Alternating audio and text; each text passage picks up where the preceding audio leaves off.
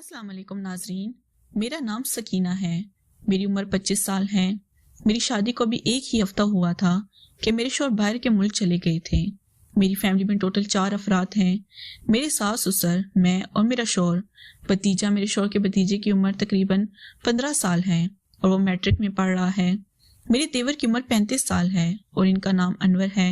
वो भी बाहर के मुल्क होते हैं। इनकी बीवी इस दुनिया से चली गई थी तो इनका एक ही बेटा था और इन्होंने अपने बेटे को मेरे शौहर के पास भेज दिया था और खुद बाहर के मुल्क चले गए थे।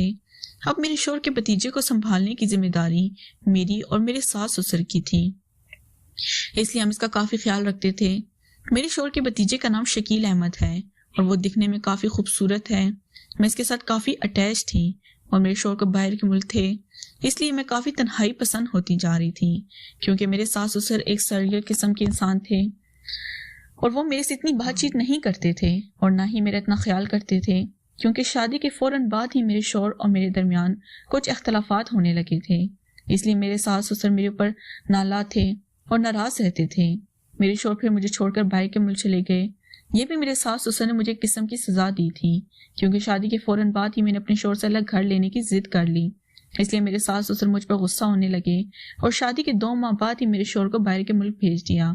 इन्होंने मुझे बाज़ाहिर ये सजा दी, लेकिन इनको नहीं पता था कि मैं कितनी शादिर किस्म की लड़की हूँ और मैं सब कुछ कर सकती हूँ। जब मेरे शौहर मुझे छोड़कर चले गए तो मैं रोने लगी क्योंकि मेरे शौहर के बगैर मेरा कोई सहारा नहीं था। और एक औरत जब ब्याह कर अपने ससुराल आती है तो इसका सबसे बड़ा हमदर्द इसका शौहर ही होता है और मेरे शौहर तो मुझे छोड़कर बाहर के मुल्क चले गए। इसलिए मैं काफ़ी उदास रहती थी और अपनी तन्हाई मिटाने के लिए किताबें वगैरह पढ़ती रहती थी या मोबाइल पर लगी रहती थी। एक दिन के 12 बजे मेरे सास ससुर अपने कमरे में सोए हुए थे तो शकील, मेरे शौहर का भतीजा, मेरे कमरे में आया और कहने लगा, भाभी मुझे खाना बना दो। मैं इस वक्त काफ़ी मसरूफ थी और एक किताब पढ़ रही थी। मुझे इस पर गुस्सा आया तो मैंने इससे कहा कि खाना शाम को ही मिलेगा, चले जाओ अपने कमरे में और जाकर सो जाओ, मुझे बिला वजह तंग ना किया करो। मेरे शौहर का भतीजा रोने लगा था और मुझे आंखें दिखाकर चला गया, लेकिन मुझे नहीं पता था कि मेरी इसकी एक ही मुझे कितनी बड़ी सजा मिलेगी। मेरे शौहर का भतीजा बहुत तेज किस्म का लड़का था और वो स्कूल में पढ़ता था। इसके दोस्त बहुत ही खराब थे और इसको बिला वजह मेरे खिलाफ करते रहते थे क्योंकि मैं बहुत खूबसूरत थी और मेरे शौहर के भतीजे को इसके दोस्तों ने बताया था कि तुम्हारी इतनी खूबसूरत भाभी हैं और तुम्हारे भाई भी बाहर होते हैं तो तुम इसके साथ ऐसा क्यों नहीं कर लेते जिससे तुम्हें काफी सुकून आए। जब इसके दोस्तों ने इसको ये बात समझाई तो वो मेरे ऊपर दौरे डालना शुरू हो गया और मेरा आशिक बन गया। मैं घर में इसके सामने नहीं आती थी और छुप छुपा कर रहती थी, लेकिन नजर भर के मुझे देखता रहता।